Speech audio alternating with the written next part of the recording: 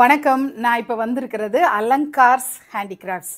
இந்த கடைக்கு நம்ம ஏற்கனவே ஒரு விளாக் கொடுத்தோம். ரொம்ப சூப்பராக அதற்கான நிறைய ஃபீட்பேக் எல்லாம் நான் பார்த்தேன். ரொம்ப சந்தோஷமாக இருந்தது.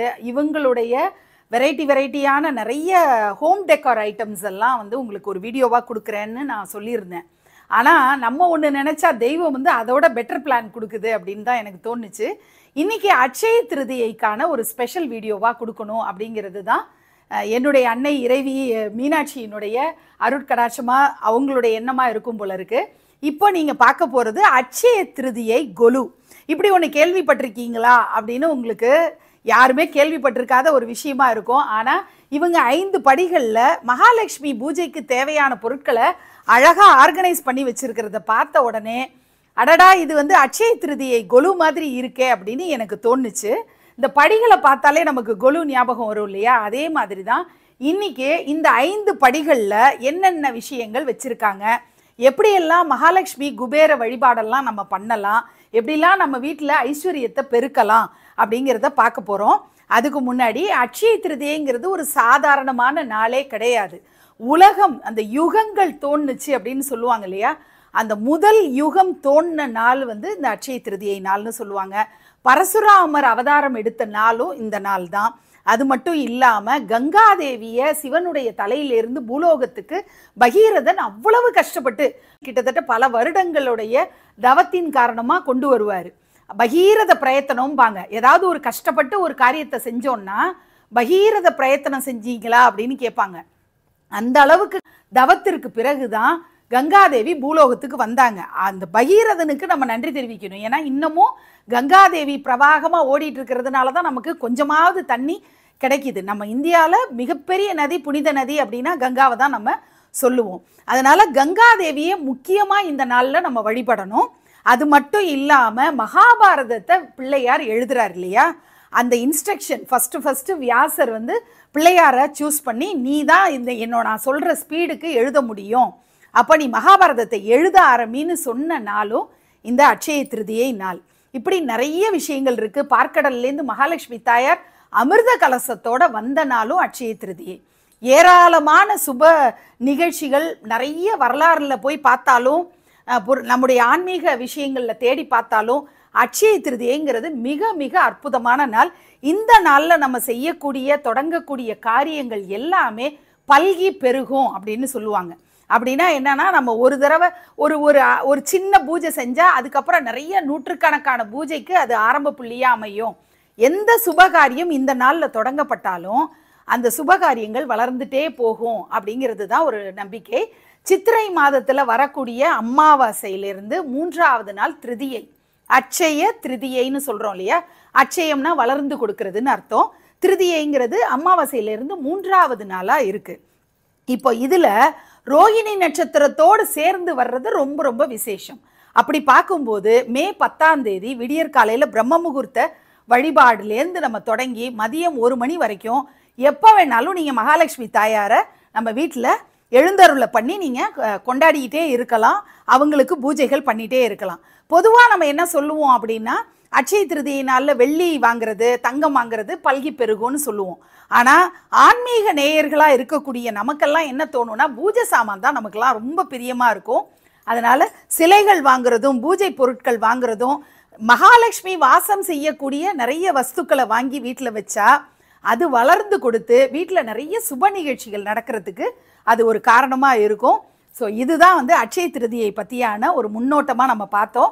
இப்போ முதல்ல மகாலட்சுமி தாயாரை எழுந்தருளை பண்ணக்கூடிய அழகான மனைகளை நம்ம பார்க்க போகிறோம். அதுக்கப்புறம் அந்த 5 படிகளையும் விளக்கமாக அதில் என்னென்ன வச்சுருக்காங்கன்றதை டீட்டெயிலாக பார்க்க போகிறோம். முதல்ல இப்போ நம்ம குபேரலக்ஷ்மி சிலையை நம்ம பார்க்குறோம்.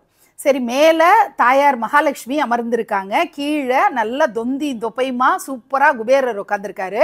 குபேரர் பக்கத்தில் உட்கார்ந்துருக்கிறவங்க தான் சித்திரலேகாண்டு குபேரருடைய மனைவி. நிறைய பொற்காசுகள் கொட்டுற மாதிரியும் குதிரை இருக்கிறது, அதே மாதிரி மீன்கள் நிறைய, ஒரு தட்டு நிறைய மீன்கள் இருக்கிற மாதிரி போட்டிருப்பாங்க. குபேரருடைய மடியில் அவருடைய வாகனமாகிய கீரி புல்லை இருக்கும். இப்படி குபேர வஸ்துன்னு சொல்லக்கூடிய அனைத்து பொருட்களும் இருக்கிற மாதிரி ஒரு சிலை. குபேரருக்கு உகந்த கலர்னா பச்சை கலர். அதனால தான் பச்சை நிறத்தில் இருக்கக்கூடிய அந்த சிலையை பார்க்குறோம். அட்சய திருதியை அன்னைக்கு குபேரலட்சுமி வழிபாடு மிக சிறப்பானது அப்படிங்கிறதுனால முதல்ல நம்ம அதுலேருந்து தொடங்குறோம். பக்கத்தில் பார்த்தீங்கன்னா நிறைய மனைகள் பாருங்க, எவ்வளோ சூப்பராக வுட்டில் கார்விங் பண்ணப்பட்ட அழகான மனைகள் நம்ம பார்க்குறோம். கோல்டு கலரில் வேணும்னாலும் சரி, அல்லது நல்ல ஒரு கலர்ஃபுல்லாக இருக்கணும் அப்படின்னாலும், யானை வந்து மகாலட்சுமியோடைய வாகனம் அப்படிங்கிறதுனால யானை உருவத்தில் இருக்கிற மாதிரி மனைகள் இருக்குது. இப்போ இந்த மனைகளை நம்ம மல்டிபர்பஸாக பல்வேறு பூஜைகளுக்கு பல்வேறு விதமாக யூஸ் பண்ண முடியும். இப்போ நம்ம அட்சய திருதியைக்கு கலசத்தை இதில் ஆவாகனம் பண்ணி நம்ம வழிபாடு பண்ண முடியும். அப்படிப்பட்ட இந்த யானை மனைகள் வந்து பார்த்திங்கன்னா 3 சைஸஸில் நமக்கு அவைலபிளாக இருக்குது. சின்ன சைஸு ஒரு சொம்பு மாதிரி நம்ம பிரதிஷ்டை பண்ணணுன்னாலும் சரி, அடுத்த சைஸுன்னு 3 சைஸஸில் நம்ம பார்க்க முடியும். அதுதான் இப்போ நீங்கள் பார்க்குறீங்க. இனிமேல் நம்ம கொலுப்படி அலங்காரத்தை பார்க்கலாம். அட்சய திருதியை முதல் படி கொலுப்படியில் நம்ம பார்க்குறது விளக்குகள்லேருந்து தான் மங்களகரமான காரியங்களை நம்ம தொடங்குவோம். இப்போ நீங்கள் பார்க்குறது ஸ்வஸ்திக் போட்ட விளக்கு. உள்ளே பாருங்கள், ஸ்வஸ்திக் சிம்பிள் வந்து நம்ம மகாலட்சுமிக்கு நம்ம அது உரிய சிம்பிளாக நம்ம சொல்லுவோம், மங்களத்தோட அடையாளமாக. அந்த சிம்பிளில் அதே மாதிரி 5 முகங்கள் இருக்கக்கூடிய ஆமையோடைய பீடம் இருக்கிற ஒரு விளக்கு. இப்போ நீங்கள் பார்க்குறது பிரம்ம முகூர்த்த விளக்கு அப்படின்னு சொல்லுவாங்க. இதை விடியற் காலையில் பிரம்ம முகூர்த்த வேளையில் 5, 11, 101 அப்படின்னு சொல்லிட்டு 4:30லேருந்து 6 பிரம்ம முகூர்த்த காலத்தில் வழிபடக்கூடியவங்க அப்படி ஏற்றி வழிபடுவாங்க. அதுக்கப்புறம் நம்ம பொதுவாக தாமரை மலரில் தான் மகாலட்சுமி வாசம் செய்கிறதா சொல்லுவோம் இல்லையா, அதனால் தாமரை மேலே அமர்ந்திருக்கக்கூடிய மகாலட்சுமி ஞாபகமாக தான் இந்த விளக்கு. அப்புறம் குபேர விளக்குன்னு சொல்லி இது சுற்றி வந்து டெக்கரேட்டிவாக இருக்கும், அந்த மாதிரி விளக்கு தான் குபேர விளக்குன்னு சொல்கிறது. இதுக்குமான வித்தியாசம் உங்களுக்கு தெரியும். பிரம்ம முகூர்த்த விளக்கு வந்து மொட்டையாக இருக்கும், அது டெக்கரேஷன் ஒன்றும் இருக்காது. ஆனால் இந்த விளக்கு பார்த்திங்கன்னா குபேர விளக்கு உங்களுக்கு அலங்காரமாக செய்யப்பட்ட வகையில் இருக்கும்.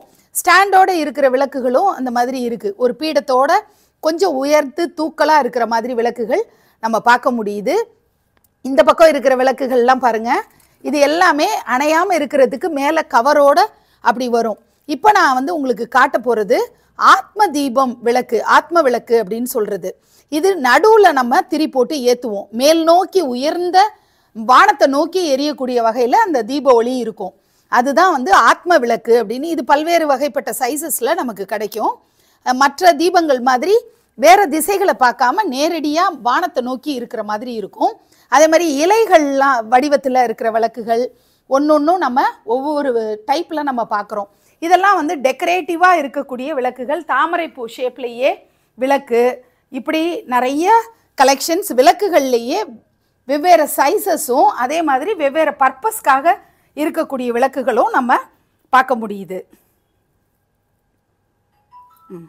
இப்போ நம்ம 7 சக்ரா தியாஸ் பார்க்குறோம். இது வந்து எக்ஸ்க்ளூசிவாக இவங்கக்கிட்ட இருக்கக்கூடிய தியாஸ்.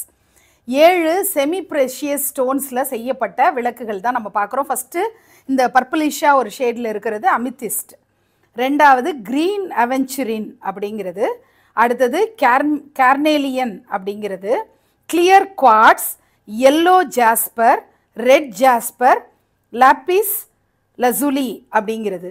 இந்த 7 சக்ரா தியாவும் என்ன பெனிஃபிட் கொடுக்கும் அப்படின்னு நம்ம பார்த்தோம்னா, கண் திருஷ்டி வராமல் இருக்கும், நம்முடைய வளர்ச்சி முன்னேற்றங்களுக்கு உதவக்கூடிய பாசிட்டிவ் எனர்ஜியை கொடுக்கும், பண வரவு, செல்ஃப் கான்ஃபிடென்ஸை பூஸ்ட் பண்ணுறது, நமக்கு உடலில் ஏதாவது உபாதைகள் இருந்தால் செல்ஃப் ஹீலிங் பண்ணிக்க முடியும், ஹாப்பினஸ் ஹெல்த் பூஸ்டராகவும் இருக்கும், வளர்ச்சி அபரிமிதமாக கிடைக்கக்கூடிய வகையில் இந்த விளக்குகளை ஏற்றுறது மூலமாக நமக்கு கிடைக்கக்கூடிய பாசிட்டிவ் எனர்ஜியாக இதெல்லாம் நமக்கு சொல்கிறாங்க.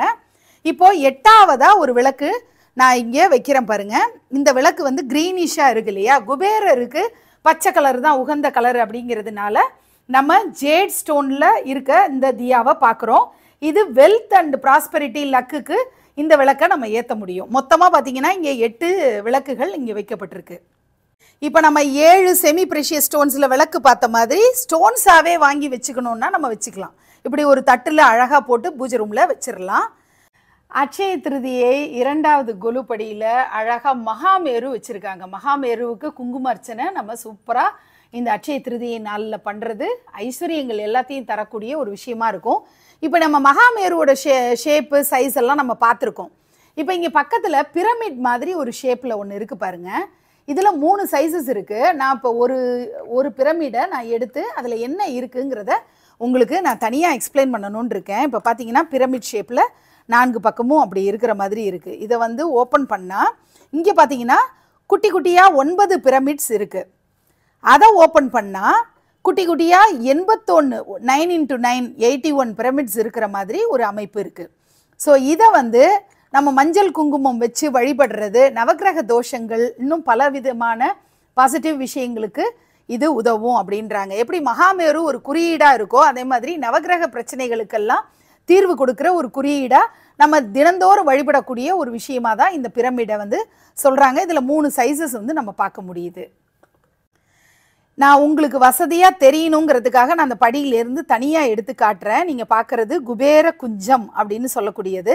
இது வந்து நம்ம வீட்டில் அரிசி படி ஆழாக்கு சொல்லுவோம் இல்லையா, அந்த மாதிரியான ஒரு படி தான். இதில் சங்கு சக்கரம் பெருமாளுடைய திருநாமம் இருக்கிற மாதிரி அழகாக இதெல்லாம் போட்டிருக்கோம். இதுக்கு மஞ்சள் குங்குமம்லாம் வச்சு வழிபாடு பண்ணுறது. இதில் நிறைய அரிசியும் கொட்டி குபேர வஸ்துக்கள்னு சொல்கிறத இதில் போட்டு வைக்கும்போது நமக்கு நிறைய ஐஸ்வர்யம் பெருகும் அப்படின்னு சொல்கிறாங்க. இந்த நாளில் அட்சய திருதியை நாளில் நம்ம இந்த தொடக்கத்தை நம்ம பண்ண முடியும். இப்போ குபேர வஸ்துனா என்ன, இதில் என்னென்னலாம் போடணுங்கிறத நான் உங்களுக்கு காட்டுறேன். இப்போ ஒரு குட்டி அஞ்சரை பெட்டி, நம்ம மசாலா சாமான்லாம் இதில் இல்லை, வேற வச்சுருக்காங்க. ரொம்ப அழகாக க்யூட்டான ஒரு அஞ்சரை பெட்டி தான் நீங்கள் பார்க்குறீங்க. இந்த அஞ்சரை பெட்டியை திறந்தோன்னா உள்ளே பாருங்கள் என்னென்ன இருக்குது அப்படின்னு 7 அறைகள் இருக்கா. இதில் பாருங்கள், இது வந்து பிள்ளையார் கண்ணு வைப்போம் இல்லையா, பிள்ளையார் சதுர்த்தி அப்போ குன்றுமணின்னு சொல்லுவாங்க இல்லையா, அது குன்றின் மணி அப்படின்னு சொல்லுவாங்க.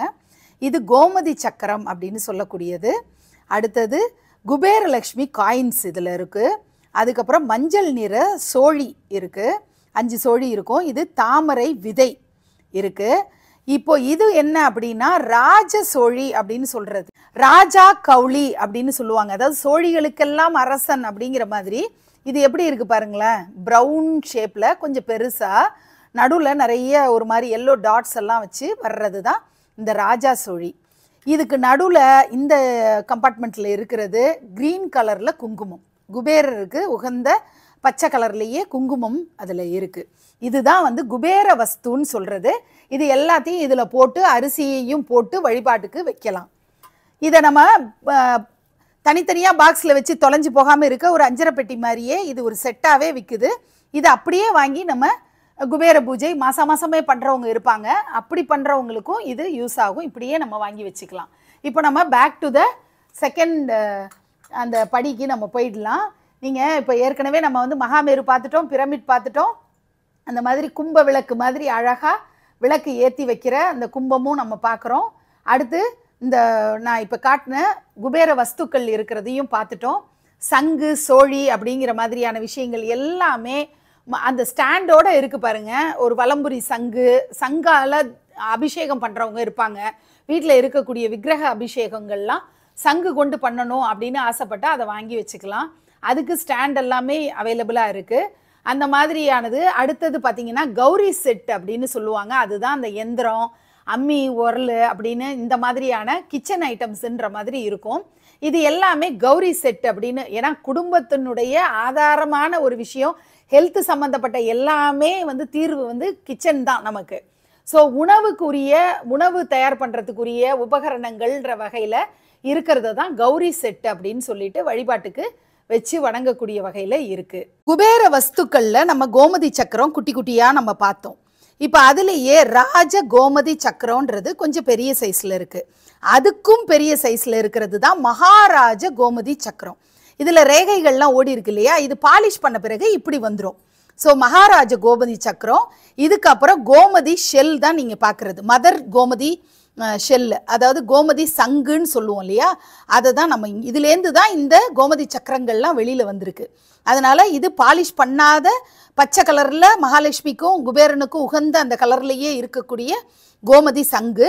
அது பாலிஷ் பண்ணால் வர்றது தான் இந்த ஒயிட் கலரில் இருக்கக்கூடிய கோமதி சங்கு.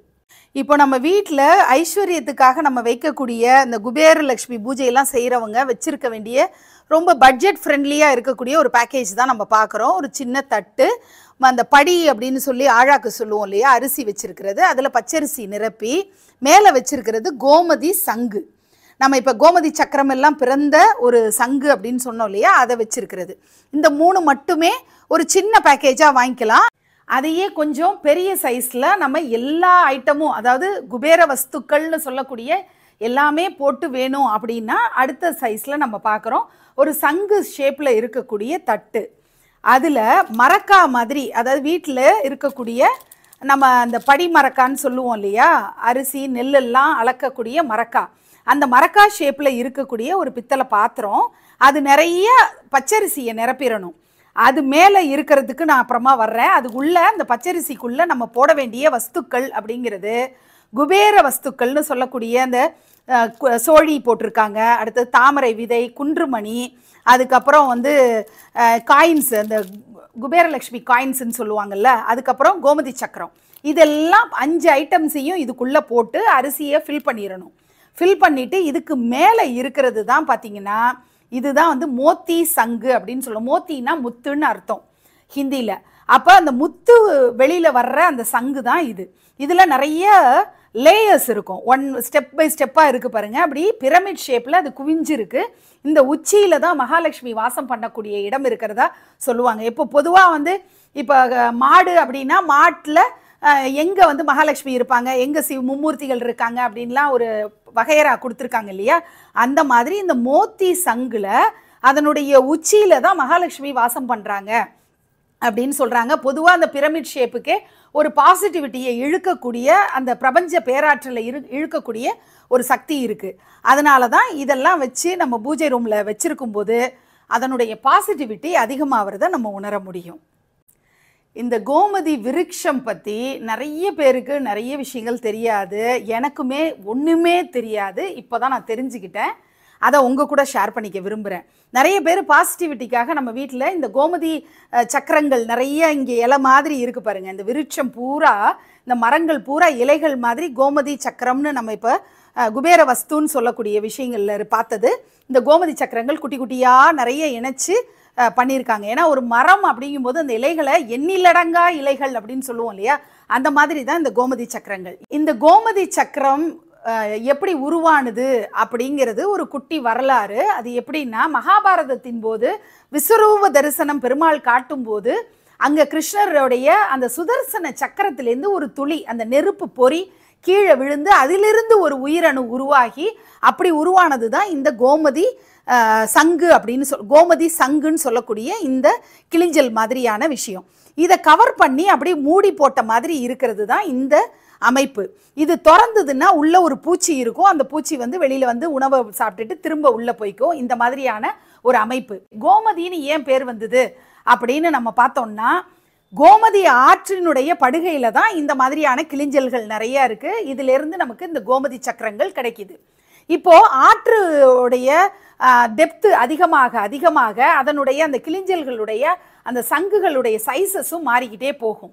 அப்போ அடுத்த லெவல்ல இருக்கிறது தான் ராஜ கோமதி சக்கரம்னு சொல்லுவோம். அது இன்னும் கொஞ்சம் பெருசா இருக்கும், ஆற்றினுடைய ஆழப்பகுதியில் இருக்கும். ஆறு போய் கடல்ல கலக்குது பார்த்தீங்களா, அந்த இடத்துல இன்னும் நல்ல டீப்பான ஆழம் இருக்கும். அந்த இடத்துல இந்த கிளிஞ்சல், இந்த சங்கு வடிவத்தில் இருக்கிற பூச்சியோடைய சைஸே வந்து பெருசாயிடும். அந்த பெருசான ஒரு கோமதி சக்கரத்துக்கு தான் மகாராஜ கோமதி சக்கரம் அப்படின்னு சொல்றது. அதெல்லாம் தான் இப்போ நான் உங்களுக்கு ஏற்கனவே காட்டினது. ஸோ இப்போ நம்ம மகாவிஷ்ணுவோடைய கையில சுதர்சன சக்கரத்திலேருந்து வெளிப்பட்ட ஒரு துளிங்கிறதுனால தான் சாலக்கிராம கல்லுல எப்படி வந்து உள்ள வந்து ரேகைகள் வந்து சக்கர வடிவிலையும் சங்கு வடிவிலையும் இருக்கும் அப்படின்னு நம்ம சொல்றோமோ, அதே மாதிரி தான் இந்த கோமதி சக்கரம் வந்து அதுலேயும் ரேகைகள் மகாவிஷ்ணுடைய சுதர்சன சக்கர ரேகைகள் அதில் இருக்கும். அதனால தான் இதுக்கு வந்து ஒரு ஸ்பெஷலாக எத்தனையோ கூழாங்கற்கள் ஆற்றுப்படுகையில் கிடக்கும், அது விஷயம் கிடையாது. இந்த மகாவிஷ்ணுவுடைய அம்சமாக இருக்கக்கூடிய அந்த சக்கர ரேகைகள் இருக்கிறதுனால தான் இதை நம்ம வந்து ஸ்பெஷலான ஒரு வழிபாட்டு பொருளாக நினைக்கிறோம். அதனால தான் இதற்கு வைப்ரேஷனும் அதிகமாக இருக்குது. இப்போ நான் உங்களுக்கு காட்டுறது நிரந்தர கலசம். நிரந்தர கலசம்னு ஏன் இதுக்கு பேருன்னா, 365 நாளும் இதுக்கு நம்ம வழிபாடு பண்ண முடியும். பொதுவாக சில குடும்பங்களில், எங்கள் குடும்பத்தில் வந்து கலச வழிபாடெல்லாம் கிடையாதுன்னு சில பேர் சொல்லிட்டு இருப்பாங்க. அவங்களுக்கு இந்த அட்சய திருதியை நாளில் தான் கங்காதேவியே சிவனோட தலையிலேருந்து பூலோகத்துக்கு வந்தாங்க இல்லையா, அந்த நாளில் எல்லா நீருமே புனிதப்பட்ட மாதிரி நம்ம வீட்டில் இருக்கிற தண்ணி கூட கங்கை நீராக மாறிடுது. அதனால இந்த கலசத்தில் உள்ள நம்ம வந்து தண்ணியை நிரப்பி அதில் துளசி வாசனை பொருட்கள்னு சொல்லி பச்சை கற்பூரமாக இருக்கட்டும், அல்லது ஜவ்வாது போடுறதா இருக்கட்டும், அல்லது இன்னும் என்னென்ன வாசனை பொருட்கள், ஏலக்காய் பவுடர்லாம் நம்ம போடுவோம். இந்த மாதிரி எல்லா வாசனை திரவியங்களும் அதில் சேர்த்து லக்ஷ்மிக்கு அந்த வாசம் மிகுந்த திரவியங்கள் மேலே ஒரு நாட்டம் உண்டு. அதனால் அதெல்லாம் சேர்த்து இந்த கும்பத்தை வச்சுட்டு நம்ம மஞ்சள் குங்குமம் வச்சு வழிபாடு பண்ணிட்டோம் அப்படின்னா அதுக்கப்புறம் நம்ம எப்போ வேணாலும் கலசங்கள் ஸ்தாபனம் பண்ண முடியும். அதுதான் ஒரு ஸ்பெஷலான விஷயம். இல்லை கலச வழிபாடு எங்கள் குடும்பத்தில் பழக்கமே இல்லை அப்படின்னு ஒரு வருத்தத்தில் இருக்கிறவங்களுக்கு இது ஒரு பெஸ்ட் சொல்யூஷனாக இருக்கும். நிரந்தர கலசம் அப்படின்னு இதுக்கு பேர். கூர்மாவதார பெருமாள் தான் நீங்கள் பார்க்குறது, ஆமை வடிவத்தில் இருக்கக்கூடிய. இதை வந்து ஒரு கிறிஸ்டல் மாதிரி இருக்கு இல்லையா, இது தட்டில் நம்ம ஏன் வைக்கிறோம், ஏன் அட்சய திருதியை அன்னைக்கு பெருமாளை வச்சு வழிபாடு பண்ணுறோம் அப்படின்னா, பெருமாள் இருக்கிற இடத்துல பெருமாளுடைய ஹிருதயத்தில் இருக்கிறவங்க தான் மகாலட்சுமி. அதனால் பெருமாளுக்கு உகந்த எல்லா அடையாளங்களுமே மகாலட்சுமி வாசம் செய்யக்கூடியதாக இருக்கிறதுனால தான் நம்ம இங்கே கூர்மாவதார பெருமாளை நம்ம வச்சு வழிபாடு பண்ணலாம். பூக்களால் அர்ச்சனை நம்ம பண்ணுவோம் இல்லையா, அது மாதிரி இந்த பித்தளை மலர்களால் அர்ச்சனை பண்ணுறதுக்குரியது தான் 108 அப்படி வாங்கிக்கலாம். அப்புறம் குன்றுமணி வச்சு நம்ம பூஜை பண்ணலாம். அதே மாதிரி இங்கே பூஜைகளுக்குரிய நிறைய விஷயங்கள் இருக்குது. இதெல்லாம் பார்த்திங்கன்னா கண்ணாடி வளையல்கள், மஞ்சள், சிவப்பு, பச்சை, இதெல்லாம் தான் ரொம்ப ஆஸ்பீஷியஸ் கலர்ஸு. நம்ம அம்பாளுக்கு அர்ச்சனை பண்ணுறதுக்கும் இதை பயன்படுத்த முடியும். மாலையாக கட்டி அம்பாளுக்கு நம்ம சாத்த முடியும். அப்படி இருக்கிறது. நிறைய பேருக்கு இந்த குட்டி வளையல்கள் மாலை எப்படி கிடைக்கணும், எங்கே வாங்கணும், என்ன பேர் சொல்லி கேட்கணும்னு ஒரு தெரியாமல் இருக்கும். சிட்டி காஜலு அப்படின்னு சொல்கிறது தான் இதனுடைய பேர். குட்டி குட்டி வளையல்கள் அப்படின்னு அர்த்தம். கண்ணாடி வளையல்கள் நம்மளுக்கு பிடிச்சிருக்க மாதிரியே அம்பாளுக்கும் கண்ணாடி வளையல்கள் ரொம்ப ரொம்ப இஷ்டமானது. அடுத்தது பார்த்திங்கன்னா தாமரை விதை இருக்கு இல்லையா, அந்த தாமரை விதையிலேருந்து செய்யப்பட்ட மாலை. இது நம்ம ஜபத்துக்கும் பயன்படுத்தலாம், அம்பாளுக்கு அணிவிக்கிறதும் பண்ண முடியும். இந்த கோமதி சக்கரங்கள் 108 இருக்கும், அதை போட்டு அர்ச்சனை பண்ணுறதும் பண்ணலாம். அந்த மாதிரி சோழிகளும் பார்த்திங்கன்னா இதில் 11 சோழிகள் இருக்கும். அந்த சோழிகள் உருவான அந்த கிளிஞ்சல்கள், அந்த சங்குகள் தான் இதுவும் நம்ம பார்க்குறோம். ராஜ சோழிகள்னு சொல்கிறது. இதில் பார்த்திங்கன்னா 6 சோழிகள் இருக்கும். 5 சோழிகளை நம்ம பூஜை ரூமில் வச்சு வழிபாடு பண்ணிவிட்டு ஒரு சோழியை எடுத்து நம்ம எங்கெல்லாம் பணப்புழக்கம் இருக்குதோ, பிஸ்னஸ் பண்ணுறவங்களுடைய கல்லாப்பெட்டி அந்த மாதிரி இடத்துல நம்ம ஒரு சோழியை வைக்க முடியும். 108 காயின்ஸ், இது வந்து குபேரலட்சுமி பூஜையோடைய அந்த காயின்ஸ் தான் நீங்கள் பார்க்குறது. அப்புறம் அம்பாளுடைய பாதங்கள் அப்படிங்கிற மாதிரியான விஷயங்கள் தான் இப்போ நம்ம பார்க்குறது. இதை வச்சு இதுலேயுமே வழிபாடு நம்ம பண்ண முடியும். காப்பரில் இருக்கக்கூடிய காயின்ஸும் நீங்கள் பார்க்குறீங்க. காப்பர் தட்டுலேருந்து எல்லாமே அவைலபிளாக இருக்குது. அட்சய திருதியை கொலுப்படியில் 2வது படியில் நம்ம பார்த்ததெல்லாம் அப்படியே ஒரு கிளான்ஸ் பாருங்கள். நான் தனித்தனியாக விளக்கம் கொடுத்துருந்தாலும் அது அப்படியே ஒரே செட்டாக நீங்கள் பார்க்க முடியும். ஏன்னா அலங்காருக்கு நீங்கள் கால் பண்ணி பேசும்போது கூட 2வது படியில் இருந்தது மேடம் அப்படின்னு கூட நீங்கள் கேட்டு வாங்கிக்க முடியும். அப்படிப்பட்ட அந்த முக்கியமான வழிபாட்டுக்குரிய பொருட்கள் எல்லாம் குபேரலட்சுமி வஸ்துக்கள்னு சொல்லக்கூடிய விஷயங்களை தான் நம்ம பார்க்குறோம். இதில் கண்ணாடி வச்சு வழிபாடு பண்ணுறது, இந்த படி வச்சு வழிபாடு பண்ணுறதெல்லாம் ரொம்ப விசேஷமானது. நிறைய மனைகளும் அவைலபிளாக இருக்குது. குட்டி குட்டியாக அந்த குபேர எந்திரம் பொறிக்கப்பட்ட மனைகள் அப்படின்ற மாதிரியெல்லாம் நிறைய விஷயங்கள் இருக்குது. இப்போ நம்ம கோமாதா பார்க்குறோம். கோமாதாவில் அத்தனை கோடி தேவர்களும், 33 கோடி தேவர்களும், மும்மூர்த்திகளும், முப்பெரும் தேவியரும் எல்லாருமே இருக்காங்கன்னு சொல்லுவாங்க இல்லையா, அந்த கோமாதா பிராஸில் நம்ம பார்க்குறோம். இப்போ நம்ம 3வது படி பார்க்க போகிறோம். நம்ம ஏற்கனவே பிராஸில் நம்ம கோமாதா பார்த்தோம் இல்லையா, இப்போ வெள்ளை வெள்ளையர்னு பால் வெள்ளையில் இருக்கக்கூடிய அந்த கோமாதா பசுவை பார்க்குறோம். வெண்மைங்கிறதே தூய்மைக்கு அடையாளமாக சுக்கிரனுடைய கலராக இருக்கிறதுனால இங்கே பார்த்தீங்கன்னா வெண்மை நிறத்திலேயே எல்லாம் இருக்கிற மாதிரி. அட்சய திருதியினாலே உடனே வெள்ளை கலரில் எதையாவது பொருளை வாங்கி வைங்கன்னு சொல்லுவாங்க. நம்ம கோமாதாவே வாங்கி வச்சு அபிஷேகமும் பண்ணலாம். இதெல்லாம் வந்து மார்பிள் டஸ்ட்டில் பண்ணப்பட்டது. ஸோ ஜென்டிலாக வந்து ஈர துணியில் நம்ம வைப் பண்ணுறதும் பண்ணலாம், அபிஷேகங்களும் நம்ம இதில் பண்ண முடியும். கோமாதா தான் நீங்கள் பார்க்குறீங்க. சுக்கிரனுடைய கலர் அப்படிங்கிறது தான் இதில் ரொம்ப ஸ்பெசிஃபிக்காக நம்ம சொல்கிற ஒரு விஷயம். அதே மாதிரி பச்சை கலர் வரக்கூடிய அம்சங்களாகவும் நம்ம இந்த கோமாதாலேயே ஒரு கிளிட்டரிங் எஃபெக்டில் இருக்கக்கூடிய ஒரு பச்சை கலர் குபேர கலராகவும் நம்ம பார்க்க முடியுது. இப்போ கொலுபடியில் நடுநாயகமாக அமர்ந்திருக்கக்கூடிய மகாலட்சுமி தாயாரை நம்ம பார்க்குறோம். ஏலக்காய் மாலை அழகாக கோத்து, எப்படி தான் அந்த ஏலக்காயை எப்படி கோத்து போடுறாங்கன்னு ஆச்சரியப்படுத்துகிற வகையில் ஏலக்காய் மாலை போட்டிருக்காங்க. நான் ஏற்கனவே சொன்னேன் இல்லையா, வாசனை திரவியங்கள் இருந்தாலே அந்த இடத்துல மகாலட்சுமி வாசம் பண்ணுவாங்கன்னு. அந்த மாதிரி ஹயக்ரீவருக்கு கூட நம்ம ஏலக்காய் மாலை போடுவோம் கல்விக்கு வேண்டிக்கும் போது கூட. அதே மாதிரி தான் இங்கே ஏலக்காய் மாலை சாத்தியிருக்காங்க. அம்பாளுடைய கழுத்தில் போட்டிருக்கிற அந்த பச்சை கலர் ஸ்டோன்ஸை பாருங்கள், அந்த ஸ்பெஷலான ஜேட் ஸ்டோன்ஸில் செய்யப்பட்ட ஒரு மாலை. இந்த மாலையெல்லாம் எக்ஸ்க்ளூசிவாக நம்ம இங்கே மகாலட்சுமி தாயாருக்கு அல்லது வேறு அம்பாளுக்கெல்லாம் சாத்துறதுக்குன்னே தயார் பண்ணுறாங்க. இந்த மகாலட்சுமிக்கு ஸ்வர்ண மகாலட்சுமின்னு பேர். என்ன காரணம்னா ஸ்வர்ண கலசத்தை அப்படியே கவுத்து நமக்கெல்லாம் அந்த ஸ்வர்ணத்தை வர்ஷிக்கிற மாதிரி அப்படியே கொடுக்குற மாதிரி இருக்கக்கூடிய அம்பாளாக இருக்கிறதுனால தான் ஸ்வர்ண மகாலட்சுமின்னு இவங்களுக்கு பேர். இப்போ நீங்கள் பார்க்குறது குபேர பானை அப்படின்னு சொல்லக்கூடிய 5 பானைகள். ஒன்று ஒரு அடுத்தடுத்த சைஸு, சின்ன சைஸாக கீழே பெரிய சைஸ்லேருந்து சின்ன சைஸ் வரைக்கும் 5 பானைகள் இருக்கும். இந்த பானைகளில் பார்த்தீங்கன்னா இந்த செமி ப்ரீஷியஸ் ஸ்டோன்ஸ், இதில் நவ ரத்தினங்கள், அந்த ரத்தினங்களை எல்லாம் ஒரு பானையில் போட்டு வைக்கலாம், நவ தானியங்களை ஒரு பானையில் போட்டு வைக்கலாம், மங்கள பொருட்கள் எது வேணாலும் அந்த ஒவ்வொரு பானையில் போட்டு நம்ம அந்த குபேரலட்சுமி வழிபாட்டப்போ நம்ம பக்கத்தில் வச்சு வழிபாடு பண்ண முடியும். இப்போ இந்த ஒரு பாட்டு வந்து பாருங்கள், ரொம்ப அழகாக டெக்கரேட்டிவாக ஒரு குங்குமச்சிமிழ் மாதிரி இருக்குது இல்லையா. இதில் மயில் மாதிரி ஒரு லிட் இருக்குது, இந்த மூடி. இதை திறந்தோன்னா உள்ளே பார்த்தீங்கன்னா மகாலட்சுமியுடைய பொற்பாதங்கள் இதில் இருக்கும், உள்ளே அப்படி இருக்கும். இப்போ நம்ம வந்து 108 காயின்ஸ் எல்லாம் வாங்கி வச்சுருந்தோன்னா ஒரு போற்றி சொல்லும்போது ஒரு காயினை நம்ம அப்படி போட்டுக்கிட்டே வந்து 108 முடிஞ்சோடனே நம்ம அழகாக இதை நம்ம வந்து கவர் பண்ணி வச்சிடலாம். கவர் பண்ணி பூஜை ரூம்லேயே நம்ம வச்சுக்க முடியும். எப்போ நம்ம அந்த காயினை போடும்போதும் அது போற்றி சொல்லி நம்ம அம்பாளுக்கு அர்ச்சனை பண்ணுறதுக்கு சமானமானது இதுக்குள்ளே போடும்போது. அதுதான் வந்து இந்த பாட்டோடைய விசேஷம். ஏற்கனவே நம்ம சொன்ன மாதிரி தான் இந்த கௌரி செட் அப்படிங்கிறது பித்தளையில் வாங்க விருப்பம் இருக்கிறவங்க அதை மாதிரி வாங்கிக்கலாம், அல்லது கருங்கல்லில் மாக்கல்லில் விருப்பம் இருக்கிறவங்க அப்படி வாங்கிக்கலாம். அப்படிங்கிறதுக்கு தான் இந்த எந்திரம், கொடக்கல், அம்மி இதெல்லாம் வந்து அதில் வச்சுருக்காங்க. இங்கே பார்த்தீங்கன்னா நிறைய விக்கிரகங்கள் இருக்குது. குபேரர் இருக்கார், பக்கத்துலேயே மகாலட்சுமி. தனித்தனியாக வாங்கி குபேர பூஜை அன்னைக்கு குபேரரை மட்டும் பண்ணணும், மகாலட்சுமியை தனியாக பண்ணணும் அப்படின்னு வச்சுருக்கிறவங்களுக்கு தனித்தனியாக வாங்கி ஒரே நாளில் நம்ம அட்சய திருதியை நாளில் குபேரனையும் லக்ஷ்மியை இணைச்சி வச்சு கூட பூஜை பண்ண முடியும். இந்த சிட்டி காஜலு பார்த்தீங்க இல்லையா, அதனுடைய மாலை போட்டுட்டு இருக்காங்க பாருங்க அழகா. இப்போ அவங்க சிவப்பு மாலை போட்டுட்டு இருக்கிறாங்க, நம்ம பச்சை கலரோ மஞ்சள் கலரோ அப்படி போட்டு அம்பாளுடைய குட்டி குட்டி விக்கிரகங்களுக்கு அந்த குட்டி வளையல் மாலை நித்திய வளகாப்பு அவங்களுக்கு பண்ணி பார்க்க முடியும். இங்கே பக்கத்தில் இந்த ஜேடுனால போட்ட மாலையை அங்கே குபேரனுக்கு சாத்தியிருக்காங்க. இப்படி இந்த விக்கிரகங்களும் வாங்கலாம், விக்கிரகங்களுக்கு பயன்படுத்தக்கூடிய அலங்கார பொருட்களும் மங்களகரமாக நம்ம வாங்கி வைக்க முடியும். அதுக்கு தான் இதெல்லாம் நம்ம காட்டுறோம். இதுதான் வந்து 3வது படியில் நம்ம பார்த்த விஷயங்கள். இப்போ நம்ம பார்க்குறது ஸ்வர்ண மகாலட்சுமி.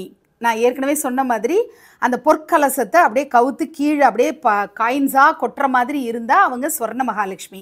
பக்கத்தில் பார்க்குறது நம்ம மகாலட்சுமி தாயாரை தான் அப்படி பார்க்குறோம். அடுத்தது அதே மகாலட்சுமி தாயாரே வெவ்வேறு சைஸஸ்லையும் அவைலபிளாக இருக்குது. நல்ல ஆர்டிஸ்டிக் வேலைப்பாடுகளோட, சின்ன சைஸ் ஆனதுனால அந்த நுணுக்கமெல்லாம் இல்லாமல் அழகான வேலைப்பாடுகளோடு இருக்கக்கூடிய மகாலட்சுமி சிலையும் ஸ்வர்ண மகாலட்சுமி சிலையும் நம்ம பார்க்குறோம். பின்னாடி பார்த்தீங்கன்னா குபேரலட்சுமி சிலை, மேலே வந்து மகாலட்சுமி தாயார், கீழே குபேரரும் அவருடைய மனைவி சித்திரகலாவும் இருக்காங்க. ஸோ இவங்க அப்படியே வரிசையாக இந்த சிலைகள் எல்லாம் நம்ம பார்க்குறோம். இந்த இது பாருங்கள், இந்த ஒரு விளக்கு மாதிரி இருக்கு இல்லையா, இது வந்து ஜெர்மன் சில்வரில் செய்யப்பட்ட ஒரு லக்ஷ்மி விளக்கு. இது விளக்காய் ஏற்றாமல், ஏன்னா நம்ம வந்து பொதுவாக ஜெர்மன் சில்வரை நம்ம வந்து விளக்கு ஏற்றிலாம் பயன்படுத்த மாட்டோம். ஒரு ஆர்டிஸ்டிக்காக அதை நம்ம யாருக்காவது கிஃப்டிங் பர்பஸ்க்காக இந்த பச்சை கலர் குங்குமத்தை போட்டு அன்றைக்கி நீங்கள் அட்சய திருதியை அன்றைக்கி ஒரு ரிட்டர்ன் கிஃப்ட் மாதிரி கொடுக்கலாம். அதே மாதிரி தான் குபேர லக்ஷ்மி விளக்கு. இதில் குபேர காயின்ஸ் எல்லாம் பதிக்கப்பட்ட மாதிரி ஒரு விளக்கு. அதே சிங்கிள் விளக்காக இருக்கணும்னாலும் இப்படிப்பட்ட விளக்கு இருக்குது. பெரிய சைஸு, சின்ன சைஸுன்னு வேறு சைஸஸில் நமக்கு குபேரலக்ஷ்மியோடைய சிலைகள் இருக்குது. இப்போ நீங்கள் பார்க்குறது எல்லாமே கண்கள்லாம் எழுதப்பட்டு அழகாக ஃபைபரில் பண்ணது. இந்த மார்பிள் டஸ்ட் ஃபைபரில் பண்ணப்பட்ட இந்த லக்ஷ்மி குபேர சிலையில் பார்த்தீங்கன்னா திருத்தமாக கண்கள் எழுதப்பட்டு அழகாக இருக்கும். ரெடி அப்படியே நம்ம எந்த அலங்காரமுமே பண்ண வேண்டாங்கிற மாதிரி ரெடிமேடாக அப்படியே இருக்கக்கூடியது. அடுத்தது மகாலட்சுமி தாயார் நீங்கள் பார்க்குறீங்க. அடுத்தது இங்கே குபேரனுடைய விளக்கே பார்த்தீங்கன்னா குபேரரோட விளக்கு வந்து சின்ன சைஸு, அவர் நல்லா ஒய்யாரமாக சாஞ்சிட்டு படுத்துட்டு இருக்கிற மாதிரி ஒரு விளக்கு. இப்படியெல்லாம் நம்ம பார்க்க முடியும். இந்த இடத்துல பார்த்தீங்கன்னா குபேரர் மனைவி இல்லாமல் வெறும் லக்ஷ்மி குபேரராக இருக்கிற மாதிரியான ஒரு சிலையை நம்ம பார்க்குறோம். அதுலேயே அடுத்த செகண்ட் பட்ஜெட்டில் இருக்கக்கூடியது தான் அந்த பச்சை கலரில் இருக்கக்கூடிய குபேரலக்ஷ்மி சிலை. அந்த மெயினாக நம்ம முன்னாடி பார்த்தோம் இல்லையா, அதற்கு அடுத்த ரேஞ்சில் இருக்கிறது தான் இந்த பச்சை கலரில் இருக்கிறது. குபேரருக்கு உகந்த கலர் பச்சை கலருங்கிறதுனால அதில் செஞ்சுருக்காங்க. அதையே கோல்டு கலரில் தகதகன்னு மின்ற மாதிரி வேணும் அப்படின்னா அந்த மாதிரியும் நம்ம வாங்கி வச்சுக்க முடியும் குபேரலக்ஷ்மி சிலைகளை. ஸோ இந்த சிலைகள் தான், அதாவது ஸ்வர்ண மகாலட்சுமி, மகாலட்சுமி, குபேரலக்ஷ்மி அப்படின்னு இருக்கக்கூடிய இந்த சிலைகள் எல்லாம் தான் நம்ம 4வது படியில் பார்த்துருக்கோம். இப்போ நம்ம 5வது படி பார்க்குறோம். மகாலட்சுமியினுடைய வாகனமாக தான் நமக்கு ஆந்தை கருதப்படுது. ஆந்தையுடைய பார்வை நம்ம மேலே பட்டுட்டு இருக்கிற மாதிரி ஹாலில் ஒரு முக்கியமாக நிறைய பேர் நடமாடக்கூடிய அந்த இடத்துல வச்சுக்கிட்டு இருந்தோம்னா பாசிட்டிவ் வைப்ஸு அங்கே நிறைஞ்சு இருக்கும் அப்படின்னு சொல்லக்கூடிய ஒரு ஹோம் டெக்கர் ஐட்டமாவை நம்ம இதை பயன்படுத்த முடியும். பக்கத்திலேயே பார்த்தீங்கன்னா குதிரைகள் முன்னங்கால்கள் 2ஐயும் தூக்கிட்டு இருக்கிற மாதிரி இருக்கிறது வெற்றியினுடைய அடையாளமாக கருதப்படுது. இந்த வெள்ளை குதிரைகள் எதை காட்டுது அப்படின்னா, வெள்ளை நிறத்தில் இந்த அட்சய திருதியையில் எது வாங்கினாலுமே சிறப்பு. அதுவும் வெற்றிக்குரிய அடையாளங்களை வாங்கி வைக்கும்போது அது பல்கி பெருகி நம்ம வீட்டில் நிறைய குழந்தைகளுடைய படிப்பு, எதிர்காலம், அதில் கிடைக்கக்கூடிய வெற்றிகள் எல்லாமே நிறைய பெருகுங்கிறதுக்காக தான் இந்த மாதிரியான சிலைகளை எல்லாம் நம்ம வாங்கி வைக்கிறோம். அதே மாதிரி காமதேனு பசு, அது பார்த்திங்கன்னா மயில் தோகை இருக்கும், பறவைக்குரிய இறகுகள் இருக்கும், மாட்டுக்குரிய கொம்பு இருக்கும், ஒரு பெண்ணினுடைய முகம் இருக்கும். இப்படி எல்லாம் கலந்தது தான் காமதேனு பசு.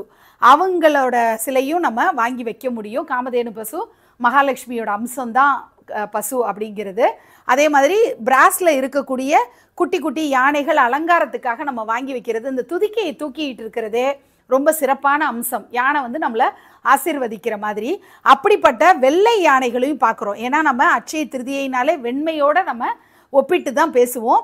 அதனால் வெள்ளை நிறத்தில் யானைகள், இதை அலங்காரத்துக்காக நம்ம வீட்டில் பயன்படுத்தலாம். அதே மாதிரி பூஜை ரூம்லேயும் வச்சு நம்ம பயன்படுத்த முடியும். மகாலட்சுமி சிலை வச்சுருக்கோன்னா பக்கத்தில் 2 யானைகளை வச்சு கஜலட்சுமியாக அவங்கள நம்ம வழிபட முடியும் அப்படிங்கிறது தான்.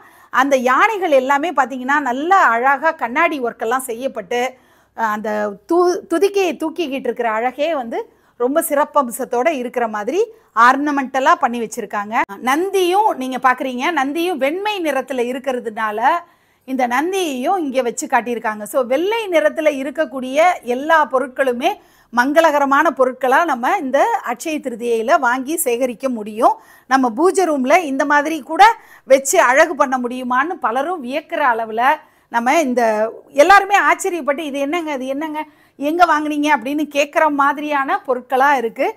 இன்னும் நிறைய நுட்பமான விஷயங்களை எல்லாம் நம்ம கேட்டு தெரிஞ்சுக்கிட்டோம். இந்த கோமதி சக்கரம் பற்றியான பல விவரங்கள் பலருக்கும் அறியாததாக இருந்திருக்கலாம். ஒருவேளை இன்னைக்கு வந்து அது தெளிவு கிடச்சிருக்கோன்னு நான் நினைக்கிறேன். இந்த அட்சய திருதியை கொலுப்படி 5 படிகள் நீங்கள் பார்த்தீங்க. அதை தவிர முன்னாடி இருக்கக்கூடிய மனைகளை எல்லாம் நம்ம பார்த்து ரசித்தோம். நம்ம என்னதான் நிறைய தெய்வ விக்கிரகங்களை பற்றி பல ஐடியாஸ் நமக்கு இருந்தாலும், தலபுராணங்கள்லாம் கேட்டு தெரிஞ்சு வச்சிருந்தாலும், இப்போ லேட்டஸ்டாக என்னென்ன புதுசாக வருது அப்படிங்கிறது எனக்கு உண்மையிலே தெரியாது. அது பற்றியான நிறைய நுட்பமான விஷயங்கள், அதாவது அவங்க கடையில இருக்கக்கூடிய ஒரு சின்ன விஷயத்த கூட நம்ம அந்த கேள்வியா எழுப்பணும்னா அதற்கு அவங்க கரெக்டா பதில் சொல்லக்கூடியவங்க தான் சக்தி. நான் எப்போதுமே பார்த்து வியந்து போற ஒரு லேடி தான். எவ்வளவு தலபுராணங்களை தெரிஞ்சு வச்சிருக்காங்க, அத்தனை பேரை தெரிஞ்சு வச்சிருக்காங்க, அத்தனை பொருட்களோட பேரு அதெல்லாம் பாதி வாயில கூட நுழைய மாட்டேங்குது. அது எதற்காக வைக்கிறதுன்னு யூசேஜ் வரைக்கும், அந்த பூஜைகளை எப்படி பண்ணணும், எல்லா விவரங்களையுமே ஆன்மீக விஷயங்கள்ல முழுமையா ஒரு நாலேஜோட இந்த ஃபீல்டுல ஒர்க் பண்ணிட்டு இருக்காங்க. அவங்களுக்கு முதல்ல என்னுடைய பாராட்டுகளை தெரிவிச்சுக்கிறேன். இப்போ நம்ம இந்த கோமதி சக்கர செடிகள், அது வந்து ட்ரீஸ் சொல்றோம் இல்லையா, அந்த மாதிரி மரங்கள் வந்து கோமதி சக்கரத்தை பயன்படுத்தி செய்யக்கூடிய மரங்களை பத்தி அவங்க கிட்ட நிறைய விலாவரியா கேட்டு தெரிஞ்சுக்கலாம். கிட்டத்தட்ட 3 ஷெல்ஃப் ஃபுல்லாவே மரங்களா வச்சிருக்காங்க. அது என்ன அப்படிங்கறத அவங்கள்ட்ட நம்ம கேட்கலாம். சொல்லுங்க சக்தி, இதை பத்தி. வணக்கம்மா. ஆக்சுவலா என்னன்னா, இந்திய கைவினை கலைஞர்கள்னு சொல்லுவாங்க. அந்த மாதிரி கலைஞர்கள் கிட்ட இருந்து கோமதி சக்கரங்களை தோஷ நிவர்த்தி செய்து அதற்கான பூஜைகள்லாம் செய்து அதை வந்து ஒரு விருட்சமா தரிச்சு நமக்கு ஐஸ்வர்யங்கள் நிறைஞ்சிருக்கணும் அப்படிங்கறதுனால அந்த விருட்சத்தை நம்மளுடைய வீட்டுல பூஜைகளை வைத்து வழிபடுறது சிறப்பா சொல்றாங்க. ஸோ அதுக்காக நம்ம கோமதி சக்கர விருட்சங்களை பயன்படுத்துறோம். அதே மாதிரி நமக்கு வந்து செமி பிரஷியஸ் ஜெம் ஸ்டோன்ஸ்னு சொல்லுவாங்க. அந்த ஜெம் ஸ்டோன்ஸ்ல 7 சக்கரா விருட்சம்னு ஒரு விருட்சம் வருது. அதுல பாத்தீங்கன்னா ஒரு 7 பாசிட்டிவ் வைப்ஸ் கிரியேட் பண்ணக்கூடிய கிறிஸ்டல்ஸ், அது எல்லாத்தையுமே ஒன்னா பண்ணி ஒரு விருட்சமா தயாரிச்சிருக்காங்க. இந்த விருட்சங்களை வந்து நம்ம வீட்டுல எங்க வேணாலுமே பயன்படுத்தலாம். இதை வந்து இவங்க தான் பயன்படுத்தணும், இந்த இடத்துல பயன்படுத்தணும், இதற்காக தான் பயன்படுத்தணுங்கிறத தாண்டி இந்த பொருட்களை வந்து நம்ம வீட்டுல வைக்கிறது மூலமா நல்ல ஒரு பாசிட்டிவான வைப்ரேஷன் இருக்கும். இதுக்கு வந்து நம்ம ஜெண்டர்ஸ் பார்க்கணுங்கிற அவசியம் கிடையாது. இன்னொன்னு இந்த ஆட்கள் தான் பயன்படுத்தணுங்கிறதுலாம் கிடையாது. எல்லாருமே காமனா பயன்படுத்தக்கூடியதான். இயற்கையா கிடைக்கக்கூடிய ஸ்டோன்ஸ், அந்த ஸ்டோன்ஸை தோஷ நிவர்த்தி பண்ணிட்டு அதை வந்து ஒரு கிராஃப்டடா கிரியேட் பண்ணி நமக்கு கொடுக்குறாங்க. ஆனா நான் கிட்டத்தட்ட ஒரு 14 வருடங்களுக்கு மேல இந்த ப்ராடக்ட் வந்து ஒரு சப்ளையர் கிட்டே இருந்து, அவர் வந்து ஒரு சென்ட்ரல் கவர்மெண்ட் ஆர்டிஸ்ட், அவர்கிட்ட இருந்து வாங்கி நான் சேல்ஸ் பண்றேன். பட் என்கிட்ட இருந்து கொண்டு போற கஸ்டமர்ஸோட ஃபீட்பேக் வந்து ரொம்ப எக்ஸ்க்ளூசிவா இருக்கும். ஸோ நாங்க இதை ரெஃபர் பண்றது நிறைய பேருக்கு ரெஃபர் பண்ணியே சொல்லுவோம், இதை பயன்படுத்துங்க நல்லா இருக்கும் அப்படிங்கிற மாதிரி சொல்லுவோம். எல்லாருக்குமே தெரிஞ்சது நம்ம அலங்கார் ஷாப்ல ஸ்பெஷலா என்னென்ன கலெக்ஷன் இருக்கு அப்படிங்கறதுல ஒரு பர்டிகுலர் இந்த 7 சக்கரா கிறிஸ்டல் 3 அப்படிங்கிறது ரொம்பவே ஸ்பெஷலா நாங்க கொடுத்துட்டு இருக்கோம். ஒவ்வொரு கிறிஸ்டல்ஸ், அந்த கிறிஸ்டல்ஸோட அந்த வைப்ரேஷன் எதுக்காக நம்ம பயன்படுத்துறோம் அப்படிங்கறத வந்து நம்ம கஸ்டமர் கிட்ட கன்வே பண்ணும்போது அது ஈஸியா அவங்க கிராஸ்ப் பண்ணிக்கிறாங்க. இன்னொன்னு ஒரு நம்பிக்கை அப்படிங்கிறது நம்மளுடைய கடைக்கு வந்தா ஏற்படுது அப்படிங்கறத அவங்களே கொஞ்சம் ஃபீல் பண்ணி எங்களுக்கு சொல்லியிருக்காங்க. ஸோ அதை வந்து நாங்க ஃபுல்ஃபில் பண்ணணும் அப்படிங்கறதுனால அதுக்கு ரிலேட்டடா என்னென்னலாம் ப்ராடக்ட்ஸ் கலெக்ட் பண்ண முடியுமோ அதெல்லாம் ஷோ பண்ணி வச்சிருக்கோம். நான் வேணா உங்களுக்கு அதை எக்ஸ்பிளைன் பண்ணி. இப்ப நீங்க பாத்துட்டு இருக்க இந்த கிறிஸ்டல் தான் வந்து 7 சக்ரா ட்ரீன்னு சொல்லுவாங்க மேம். இதுல 7 பாசிட்டிவ் எனர்ஜிஸ் கிரியேட் பண்ணக்கூடிய ஸ்டோன்ஸ் இருக்கு. இந்த ஃபர்ஸ்ட் நீங்க பார்க்கக்கூடியது வந்து ஒரு பேல் ஆரஞ்சு கலர்ல இருக்கு இல்லைங்களா, இந்த ஸ்டோன் வந்து கார்னேலியன் அப்படின்னு சொல்லுவாங்க. இந்த ஸ்டோன் வந்து கான்பிடென்ட் லெவல்ல பூஸ்ட் பண்ணக்கூடிய ஸ்டோன். நம்மள மாதிரி பெண்கள் தங்களுடைய தன்னம்பிக்கையை வளர்த்துக்கிறதுக்காகவும், அப்படி இல்ல படிக்கிற குழந்தைகளுக்கு அவங்களோட படிப்புல நல்ல ஒரு கான்பிடென்ட் லெவலோட இருக்கணும்ன்றதுக்காகவும் இதை பயன்படுத்தலாம். அடுத்ததான் நம்ம பார்க்கறது ரெட் ஜாஸ்பர். இந்த ரெட் ஜாஸ்பர் ஸ்டோன் வந்து ஹெல்த் பூஸ்டர் ஸ்டோன்னு சொல்லுவாங்க. நமக்கு நம்மளுடைய உள்ள இருக்கக்கூடிய ஆர்கன்ஸ் வந்து நல்ல பாசிட்டிவா வேலை செய்யறதுக்கு, ஹெல்த் இஷ்யூஸ் வராம இருக்கிறதுக்காக ப்ரொடெக்ட் பண்ண ஸ்டோன்ஸ்ல இந்த ஸ்டோன் ஒண்ணு. அடுத்ததான் பாக்குறது கிரீன் அவென்ச்சரின் ஸ்டோன் அப்படின்னு சொல்லுவாங்க. இது வந்து குபேர நிறத்திலேயே இருக்கிறதுனால நல்ல வெல்த் அண்ட் லக் கிரியேட் பண்ணக்கூடியது. பினான்சியலான சப்போர்ட்ஸ் எல்லாம் நமக்கு கொடுத்துட்டே இருக்கும். இந்த ஸ்டோன் பாத்தீங்கன்னா எல்லோ ஜாஸ்பர் அப்படின்னு சொல்லுவாங்க. இந்த ஸ்டோன் வந்து ஹாப்பினஸ் ஸ்டோன், நல்ல ஒரு சந்தோஷமான ஒரு சூழ்நிலையை நமக்கு ஏற்படுத்தி கொடுக்கறதுக்காக. இது பாத்தீங்கன்னா கிளியர் குவாட்ஸ்னு சொல்லுவாங்க. நல்ல கண்ணாடி கிறிஸ்டல் மாதிரி இருக்கும். ஆனா இது வந்து மதர் ஹீலர் ஸ்டோன் சொல்லுவாங்க. இந்த ஸ்டோன் இருக்கிற இடத்தையே வந்து அதை ஹீல் பண்ணிக்கிட்டே இருக்கும். அதாவது நம்மளுடைய மைண்ட்ல ஏற்படக்கூடிய நெகட்டிவ் தாட்ஸ் மாதிரி எண்ணங்களை வெளியில இருந்து நமக்கு ஏற்படக்கூடிய கண் திருஷ்டி மாதிரியான எண்ணங்கள்ல இருந்து நம்மளை ப்ரொடெக்ட் பண்ணி கொடுக்கும். அடுத்ததான் பார்க்கறது லாப்பிஸ் லசூலின்னு சொல்லுவாங்க. இந்த ஸ்டோன் வந்து ப்ரமோஷனல் ஆக்டிவிட்டிக்கான ஸ்டோன். படிக்கிற பசங்க, இல்ல வேலை செய்யறவங்க, இல்ல வியாபாரம் செய்யறவங்க தங்களுடைய அடுத்த கட்ட வளர்ச்சி, இப்ப நம்ம என்ன ஸ்டேஜ்ல இருக்கோமோ நம்மளுடைய அடுத்த கட்ட வளர்ச்சியை ஏற்றுறதுக்காக ஹெல்ப் பண்ணக்கூடிய ஒரு ஸ்டோன் இது. கடைசியா நீங்க பாக்குறது சஹஸ்ரஹாரம்னு சொல்லுவாங்க, 7வது சக்கரமா. இந்த சஹஸ்ரஹாரத்துக்கு ரிலேட் பண்ணக்கூடிய அமெத்திஸ்ட் ஸ்டோன்.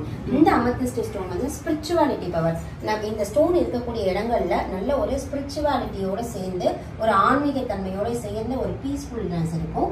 சக்சஸ்க்காகவும் இதை பயன்படுத்தலாம். சோ இது ஆல் 7 ஸ்டோன்ஸ் இருக்கு.